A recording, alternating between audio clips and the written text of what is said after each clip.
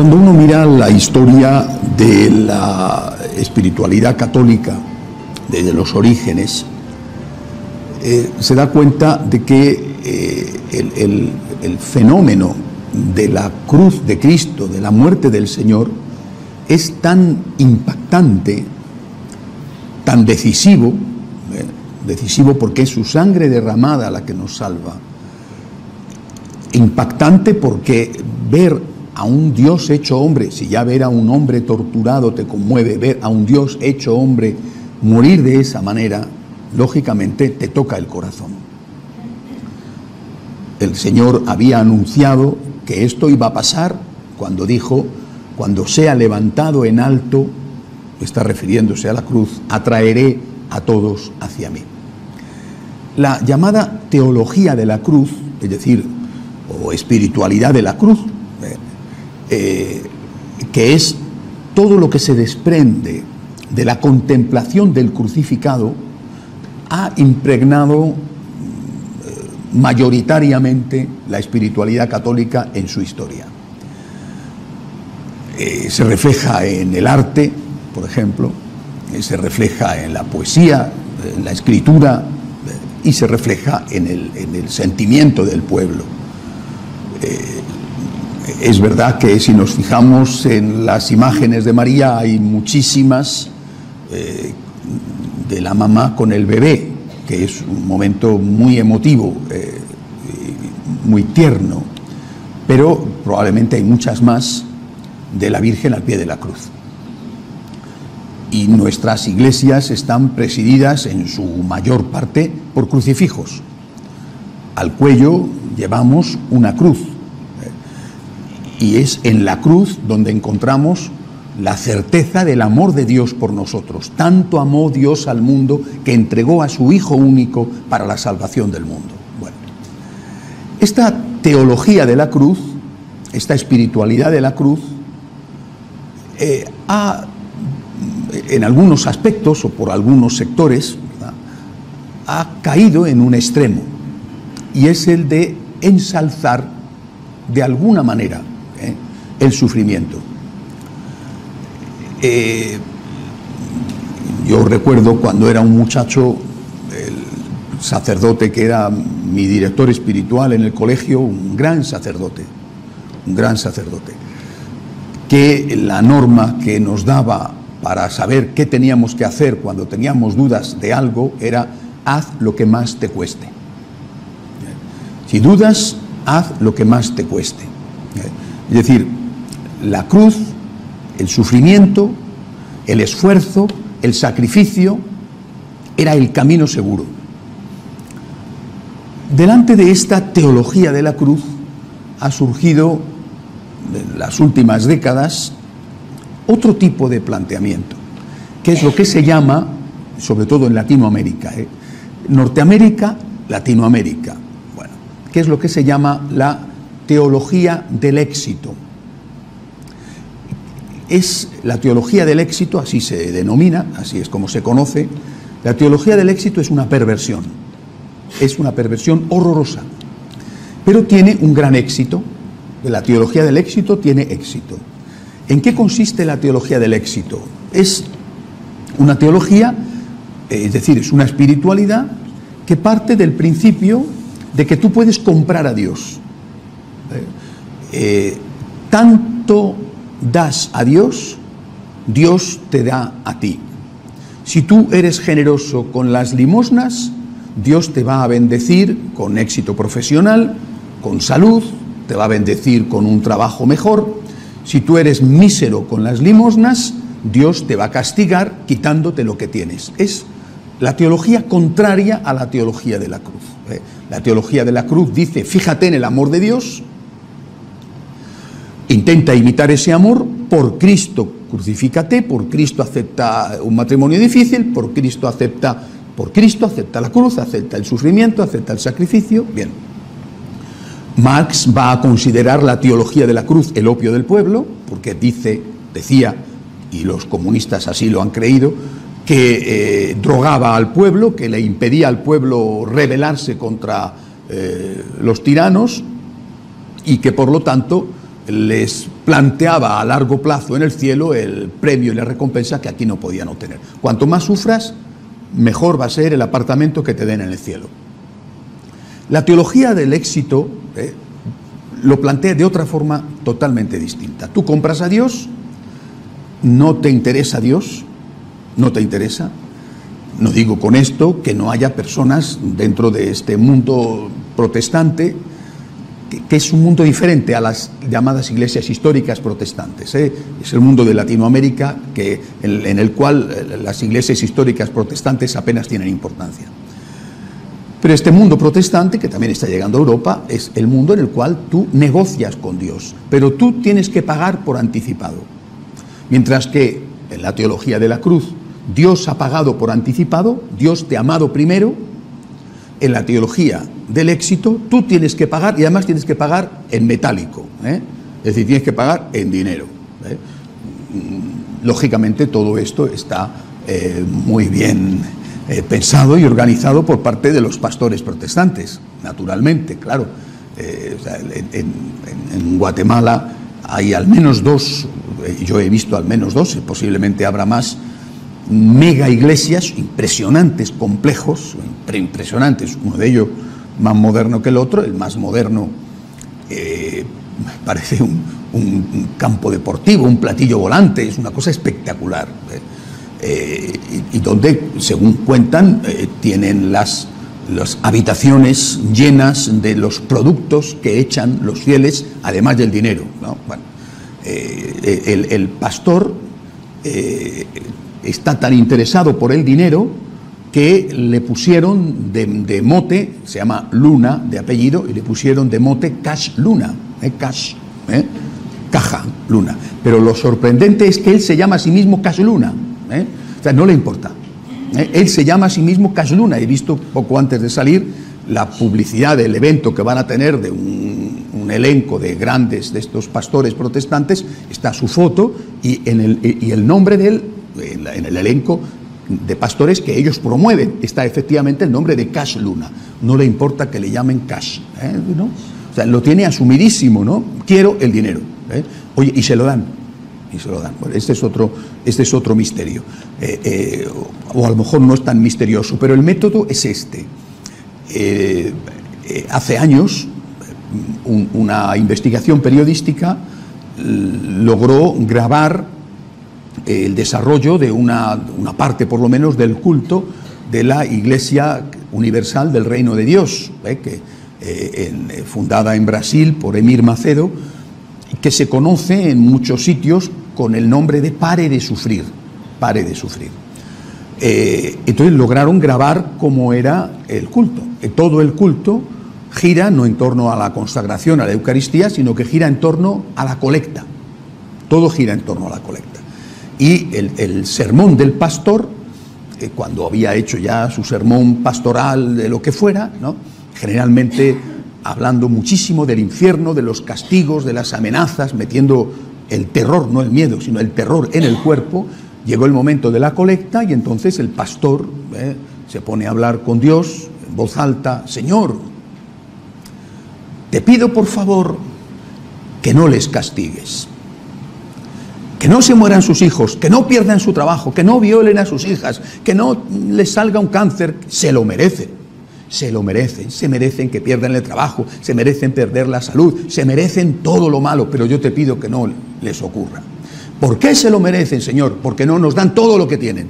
Y porque por culpa de ellos no vamos a evangelizar y no vamos a salvar a otras personas. Se merecen todas las desgracias del mundo. Yo te pido, Señor, que no les des lo que se merecen.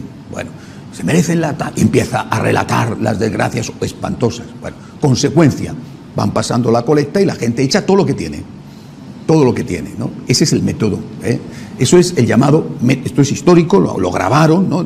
Les da igual, les da igual. En Brasil, por ejemplo, tienen cadenas de televisión. Hombre, si no recuerdo mal, el alcalde actual de Sao Paulo era uno de los obispos de esta iglesia.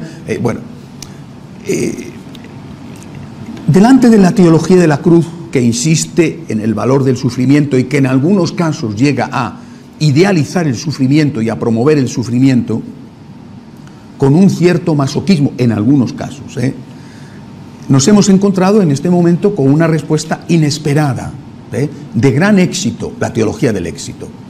Es decir, la gente ya no se siente conmovida por el Cristo crucificado. Trae sin cuidado. No digamos por la madre del Cristo crucificado, a la cual literalmente odian.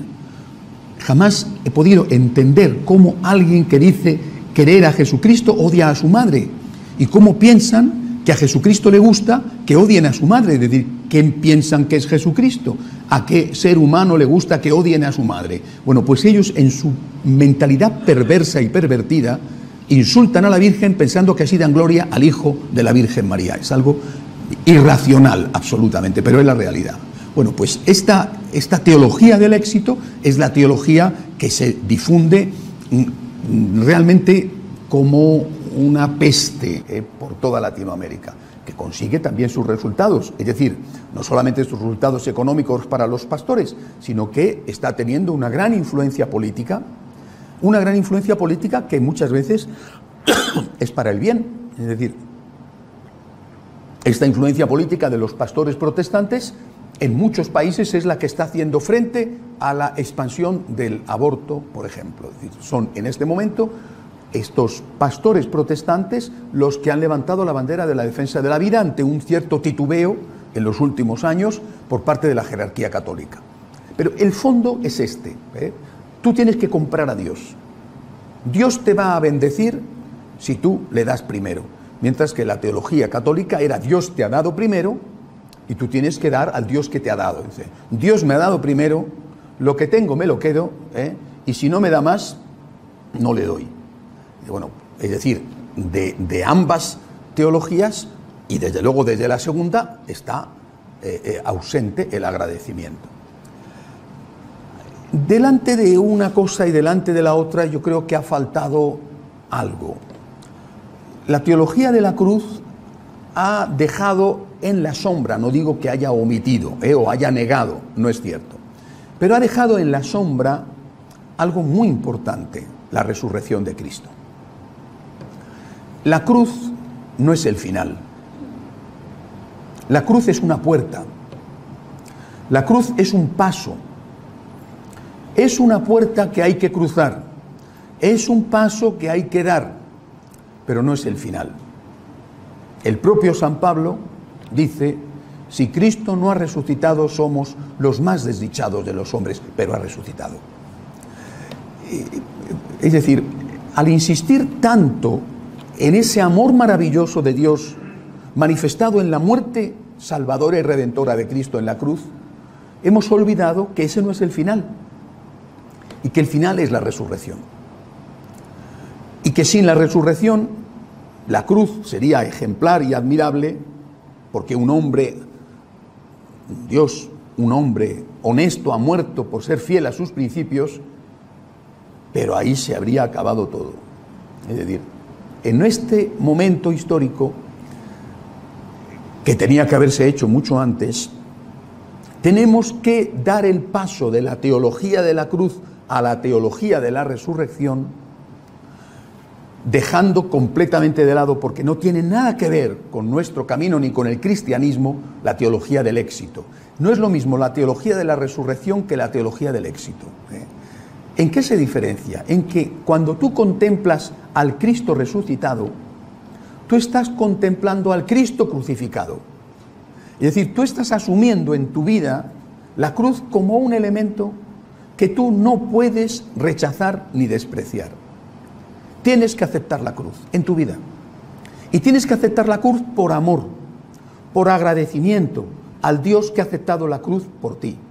Tú, Señor, lo has hecho por mí, yo, Señor, lo he hecho por ti. Pero al hacer esto, al aceptar la cruz por amor, es decir, al introducir en tu vida el agradecimiento ante el amor de Dios, inmediatamente ya estás en el otro lado de la puerta. Ya has cruzado la puerta. Ya has dado el paso.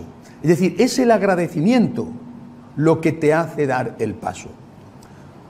Cuando yo era un muchacho, y repito, aquel extraordinario sacerdote fue muy importante en mi vida, con 14, 15 años, muy importante, me hablaba de la cruz, porque era la mentalidad también de la época, ¿no? Años finales de los 60, años 70.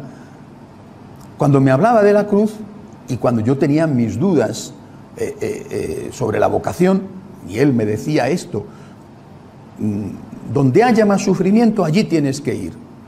Lo que más te cueste, eso es lo que Dios quiere de ti.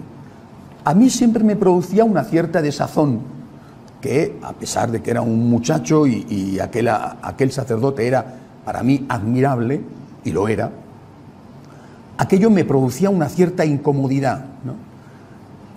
De hecho, yo pasé una temporada muy difícil en la adolescencia debido a esto, precisamente, debido a esa teología, una temporada de escrúpulos que no se lo deseo a nadie. Fueron 2 años durísimos, porque la enfermedad de los escrúpulos es espantosa. Yo salí de aquello porque Dios y la Virgen me hicieron salir de aquello, y fue de una forma muy sencilla. Dejé de pensar que la voluntad de Dios para mí era donde había más sufrimiento, y empecé a pensar que la voluntad de Dios era donde había más amor. Donde había más amor. No es, por lo tanto, que tienes que plantearte de lo que se trata es de sufrir, sino de lo que se trata es de amar. Y muy probablemente, con muchísima frecuencia, el amor va ligado al sufrimiento. Es decir, amar significa renunciar a ti mismo. Amar significa ponerte en el lugar del otro. Amar significa hacer las cosas pensando en el otro. Y eso implica cruz, implica sacrificio, implica generosidad. Pero no es la cruz ni el dolor el objetivo. El objetivo es el amor. Es decir, la teología del agradecimiento es la teología de la resurrección. Cuando tú entras en una motivación de amor ante el amor manifestado en la cruz, oye, que no solo en la cruz, la creación es amor de Dios, Belén es amor de Dios, es decir, pero ciertamente la cruz va a ser la cumbre de la manifestación del amor de Dios, lo que nos salva y lo que nos impacta. Bueno, pero ante eso no se trata de imitar el sufrimiento, sino de darse cuenta de que lo que lleva a Cristo a la cruz es el amor, y por lo tanto lo que tenemos que imitar es el amor, pero por amor, por agradecimiento al Dios del amor que muere crucificado, tenemos que abrazar la cruz. Ahora bien, la cruz y el sufrimiento no es el final, ni es el objetivo. Yo no busco sufrir en la vida. El motivo de mi vida no es sufrir. El motivo de mi vida es amar. El motivo de mi vida es agradecer. Y cuando haces esto, lo que encuentras siempre, y de verdad es siempre, es paz, alegría, una vida llena, incluso en la cama de un enfermo, incluso anciano, incluso en medio de una crisis económica, en medio de una crisis familiar, tienes algo que es imposible de explicar con una motivación humana. Es decir, ¿cómo puedes sonreír y estar feliz si tienes un cáncer? ¿Cómo puedes mantener la paz y no desesperarte si se te ha muerto un hijo? ¿Cómo puedes mirar al futuro sin suicidarte cuando sabes que te espera un calvario? ¿Por qué? Porque para mí la vida es Cristo, y eso significa que encuentro en Cristo crucificado y resucitado la alegría de vivir, la esperanza para vivir, la fuerza para vivir, es decir, el sentido de la vida. La resurrección es el amor. Dice Chiara Lubich, decía, porque ya falleció, que no se puede llegar al incendio del amor si no se pasa por el hielo del dolor.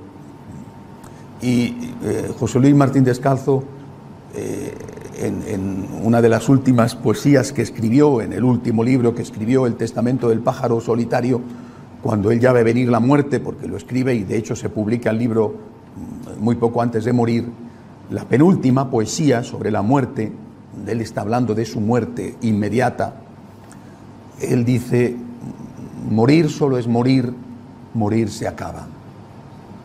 Morir es una hoguera fugitiva, es cruzar una puerta a la deriva y encontrar lo que tanto se buscaba. Cruzar una puerta. Tienes que cruzarla, pero no tienes que quedarte en ella. Y el motivo por el cual tienes que cruzarla es el amor recibido. Si el motivo es el amor, estás cruzando la puerta. Si tú consideras que en la vida lo que tienes que hacer es sufrir, esa es una teología que no es católica. En la vida lo que tienes que hacer es amar. Y amar lleva en muchísimas ocasiones sufrir.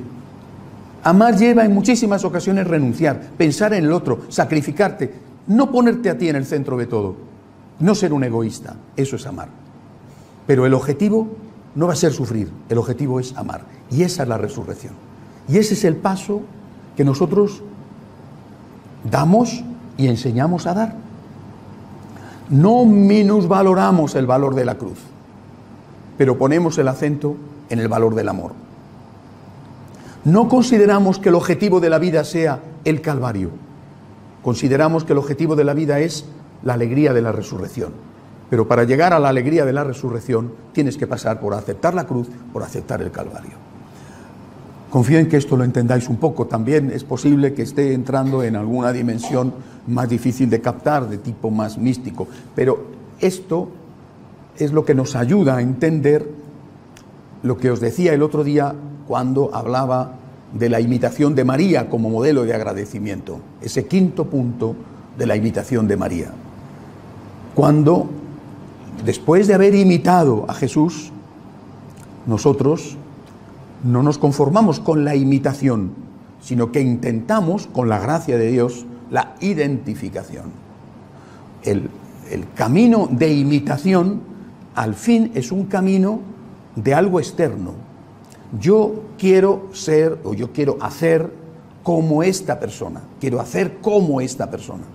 Mientras que el camino de identificación es un camino de algo interno. Yo no quiero solamente hacer, yo quiero intentar ser como esta persona. Y ese ser incluye el hacer.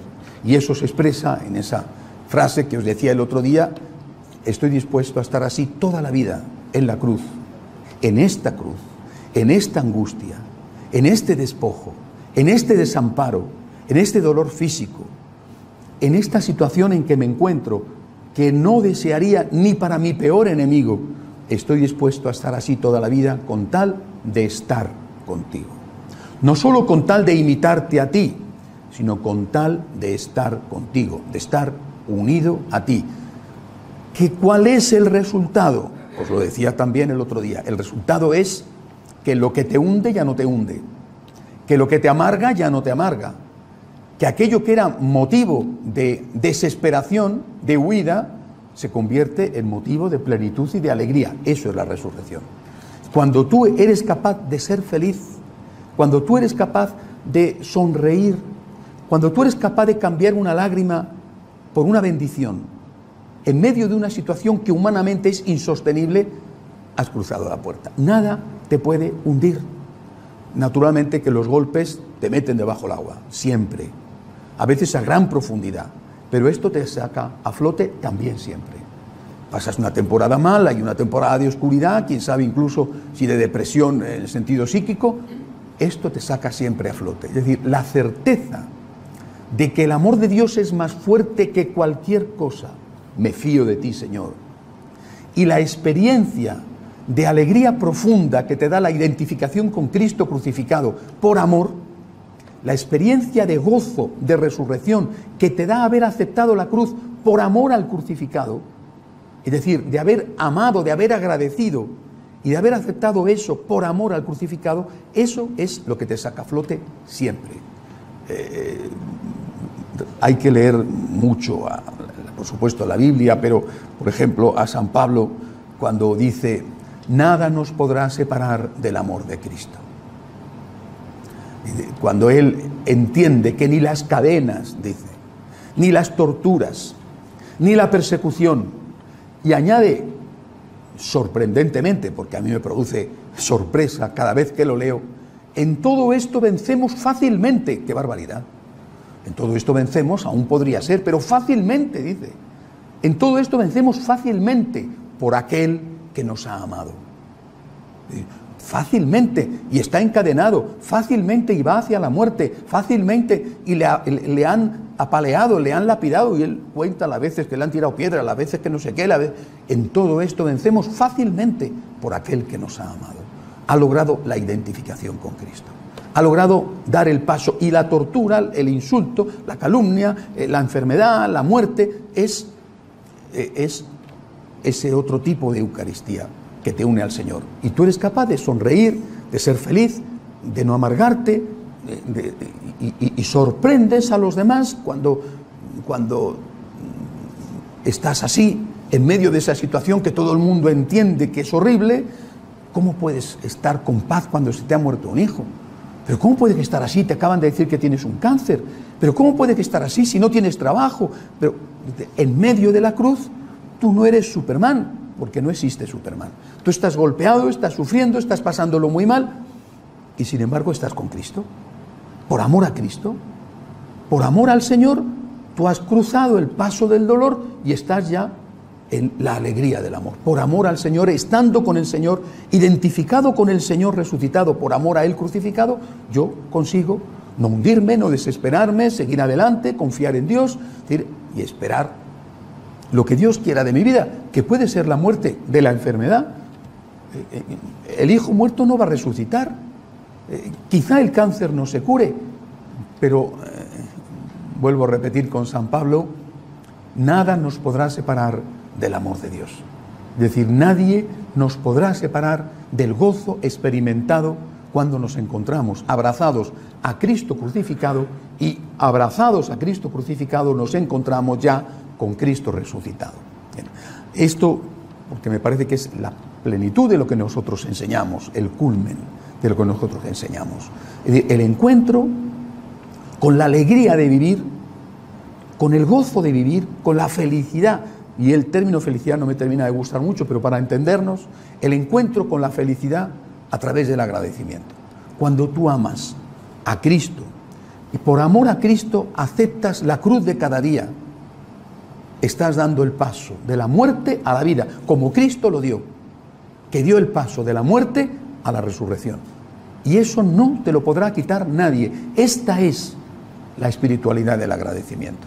La espiritualidad que te lleva a la alegría de vivir, a la felicidad, no al éxito, entendido desde el punto de vista de dinero del banco, que es como lo entienden los protestantes, o al éxito entendido desde el punto de vista de excelente salud física, sino a la felicidad, a la paz, a ese gozo íntimo que nadie te puede quitar, porque ya no te importa sufrir, que ya no te importa, porque sufrir, que te da más miedo y que te sigue dando miedo y que te cuesta y que te duele, es el encuentro con Cristo crucificado, y por amor a Él lo has abrazado, y por lo tanto ya has pasado esa puerta espantosa y te has encontrado con aquel que da sentido a su vida.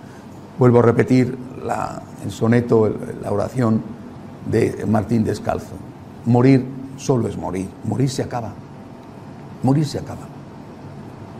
Es una hoguera fugitiva y es cruzar una puerta a la deriva para encontrar lo que tanto se buscaba. Cuando encuentras lo que tanto buscabas, dices, bueno, he tenido que pasar por esta puerta para encontrarme en esto. Qué dura ha sido la puerta, pero qué maravilloso es lo que yo me he encontrado. Ligado a esta identificación con Cristo, que procede, repito, de abrazar por amor la cruz, ligado a esto está ese misterio de alguna manera, ¿verdad?, que eso solo se puede decir así, de alguna manera, entender lo que significa el Sagrado Corazón de Jesús y el Inmaculado Corazón de María. Es decir, entender lo que significa la misericordia divina. Cuando una persona se ha identificado con Cristo crucificado, ha abrazado la cruz por amor, por agradecimiento, y ha entrado en la dimensión de la resurrección, que es la dimensión de la mística, esa persona se convierte en alguien profundamente misericordioso. Yo sé que hoy hablar de misericordia es conflictivo, porque el concepto de misericordia está siendo interpretado de forma perversa, contrario al verdadero concepto de misericordia. Pero el concepto de misericordia es un concepto esencial en nuestra fe. Es nuestra esperanza. Si no fuera por la misericordia de Dios, ¿quién podría resistir? Os decía el otro día, citaba uno de los salmos: si llevas cuenta de los delitos, Señor, ¿quién podrá resistir? Pero de ti procede el perdón, y así infundes respeto. Un santo es siempre alguien misericordioso. No porque es tolerante, que es a eso a lo que está derivándose hoy el concepto de misericordia. No es tolerante. El tolerante es aquel que le da igual 8 que 80, que todo es lo mismo, que dice que no puede pronunciarse sobre lo que se hace y que tiene que aceptar, acepta sin rechistar incluso las mayores barbaridades. Curiosamente, el tolerante, el oficialmente tolerante, ya ha derivado al realmente intolerante, porque que no se te ocurra decir justo lo contrario de lo que él dice. Oye, esto está mal, porque entonces se revuelve contra ti y te prohíbe hablar. Ahí están los hechos recientes. Es decir, los tolerantes pueden insultar, los tolerantes pueden perseguir, los tolerantes pueden hacer lo que sea, incluso mentir, calumniar, lo que haga falta. Los tolerantes se han convertido en dictadores. En cambio, la misericordia es otra cosa. El corazón misericordioso del Señor, el sagrado corazón de Jesús, ese al cual decimos, en vos confío, la divina misericordia a la cual decimos, en ti confío, es la misericordia del Dios bueno, que no tolera el pecado, pero que hace todo por salvar al pecador. Y cuando tú te identificas con Cristo, te conviertes a tu medida, ¿verdad? A tu medida, en una persona misericordiosa. No en una persona tolerante, pero sí en una persona misericordiosa.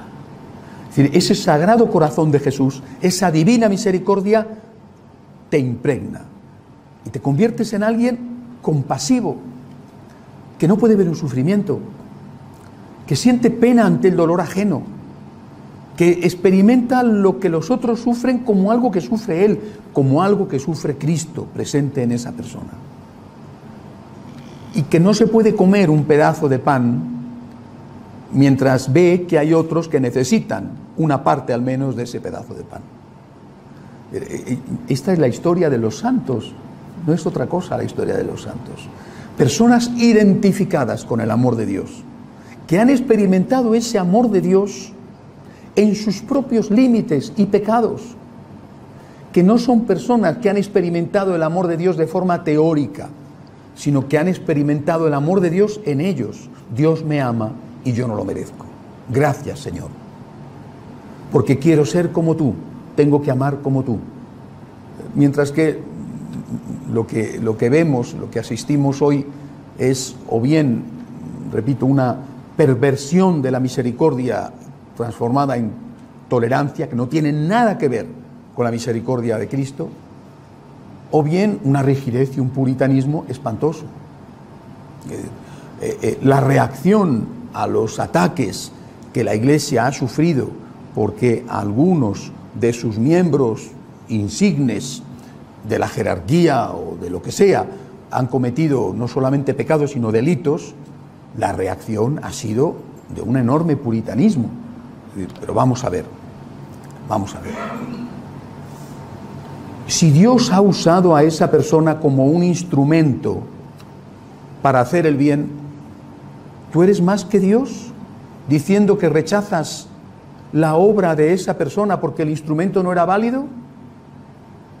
Si Dios es un pintor que decide utilizar un pincel que no es muy bueno, pero con el cual pinta una obra maravillosa, ¿qué tienes que hacer? ¿Rechazar el pincel, rechazar a Dios y rechazar la obra?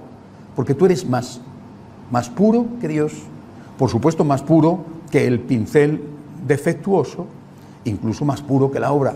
¿Dónde está ahí la misericordia? Eso es puritanismo, eso es rigidez.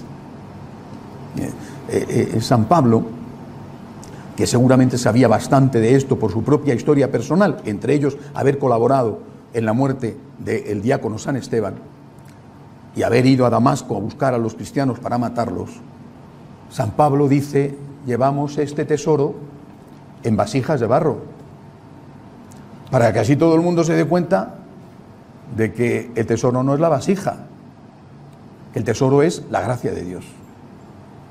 Y hoy nos encontramos con hijos que reniegan de sus padres, han cometido pecados y delitos, perfecto, han cometido pecados y delitos que no podemos bendecir. Pero cuando Noé descendió del arca y plantó unas viñas, y después de estar tanto tiempo en el arca tenía el hombre ganas de tomarse un vasito de vino y se debió de tomar más de uno, o con uno solo ya se le subió a la cabeza y se quedó borracho y desnudo en el suelo, y uno de sus 3 hijos, Sem, Cam, Jafet, uno de ellos le ve desnudo, va a avisar a sus hermanos para reírse de su padre desnudo, los otros 2 le afean la conducta al hermano, se acercan llevando una manta de espaldas para no ver a su padre desnudo y le tapan con la manta, respetando a su padre desnudo borracho. No dicen, como aquel hermano, mi padre es un borracho. Dicen, mi padre es un borracho, pero es mi padre. Esta es la misericordia de Dios. Esta es la misericordia de Dios. Cuando me encuentro con una persona que viene y me consulta, cosas de todo tipo, pero por ejemplo, tengo un hijo que es homosexual y que está con una pareja, o una hija, que de todo hay. ¿Qué hago? Siempre digo lo mismo: es tu hijo. Es que es tu hijo. No podrás decirle que lo que está haciendo está bien hecho, pero es tu hijo. No podrás bendecir su actuación, no podrás colaborar con eso, pero es tu hijo. Es que es tu hijo. Dice, es que porque tu hijo haga el mal, sea un ladrón, sea un asesino, va a dejar de ser tu hijo. No. El amor de Dios no es eso. El amor de Dios que experimentamos y que nos salva es el amor que nos dice: no estoy de acuerdo con lo que estás haciendo, pero te quiero. El amor de María, el amor de la Madre, es refugio de pecadores, no refugio de santos. Es refugio de pecadores. Es la que nos dice: lo que estás haciendo está mal hecho, pero te quiero. Y cuando una persona se identifica, repito, por amor a Jesús, se identifica con Jesús, se vuelve cada vez más misericordiosa. No más tolerante, insisto, sino más misericordiosa. Y cuando tienes conciencia de quién eres tú, yo asisto asombrado al espectáculo de ver que la gente no sabe quién es él, y que todo el mundo se considera a sí mismo buenísimo, capaz de juzgar a todos los demás, porque los demás son malvados y él es buenísimo, cuando los santos jamás hicieron eso. Cuando tú sabes quién eres tú, lo último que se te ocurre es juzgar a nadie. Pero yo eso no lo he cometido. Es verdad, pero si no hubiera nacido en esta familia, si no hubieras ido a este colegio, si no hubiera nacido en este país, si no hubieras tenido este ejemplo, ¿no habrías cometido cosas peores? ¿Quién eres tú para juzgar a nadie? Tú lo que tienes que hacer es identificarte con el Cristo de la misericordia. No tolerar, no, pero sí tapar con una manta el cuerpo de tu padre borracho, que ha cometido un pecado, pero que es tu padre. Y tu hijo está en un mal camino, pero es tu hijo. Y tu hermano no es perfecto, pero es tu hermano. Nunca olvidaré el ejemplo de una franciscana de María de Panamá que me contó su historia. Su hijo había cometido un delito grave y llegó a su casa y se lo dijo a su madre: me busca la policía, ayúdame a escaparme.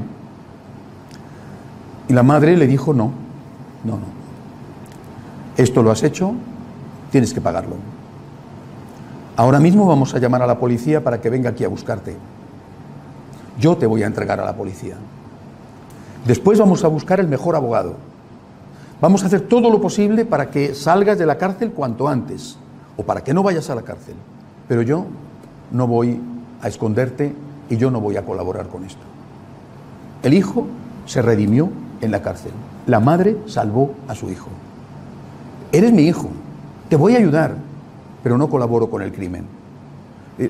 Y lo que hoy hacemos es otra cosa. O nos convertimos en tolerantes que toleran el mal, o nos convertimos en puritanos que tiran piedras al que ha hecho el mal. Cuando la misericordia de Dios es otra cosa. Y la identificación con Cristo que te viene a través del agradecimiento al Señor, esa identificación con Cristo te lleva a ser misericordioso como es misericordioso Cristo, como es misericordiosa la Virgen. Condena el pecado, no condenes al pecador. Porque el pecador también eres tú, o no, o tú no eres pecador. Ese es el problema de fondo.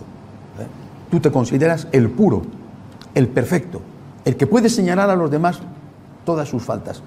Una parte importante, por desgracia, de la crítica que se está haciendo a aquellos que están desviando la Iglesia hacia un nuevo tipo de protestantismo, procede de personas que son muy puritanas. Tenemos que condenar el pecado, pero no con amargura, no señalando a la gente, no insultando, no agrediendo, porque eso no es ni lo que hizo Jesús ni lo que hizo la Santísima Virgen María. Por lo tanto, nuestra identificación con Cristo, que nos viene a través de ese último punto esencial de abrazar el dolor por amor al Señor y que nos hace entrar en la resurrección, nos hace ser felices en medio del sufrimiento, eso nos transforma por identificación en personas llenas de misericordia, de la verdadera misericordia. Y qué diferente es vivir junto a una persona que tiene misericordia. No tolera el pecado, pero no se aleja nunca del pecador.